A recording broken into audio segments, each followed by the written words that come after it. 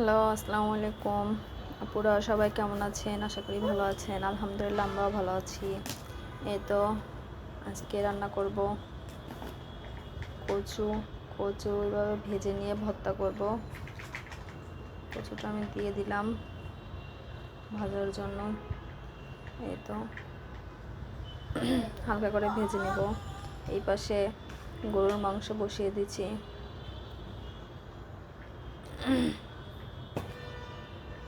গরুর মাংসটা একটু নেড়ে চেড়ে দিব।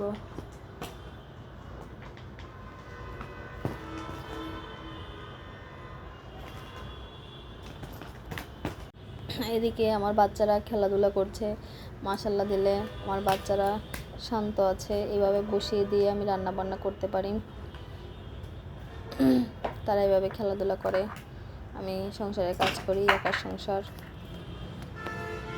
তো বাচ্চারা এইভাবে খেলাধুলা করে।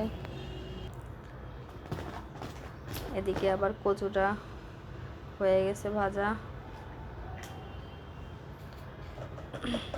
এরকম করে কচু ভালো করে ভেজে নিয়ে ভর্তা বানালে সেই স্বাদ হয়। আপুরা তোমরাও এভাবে করে ভর্তা বানিয়ে খেয়ে দেখো, খুবই মজা হয়।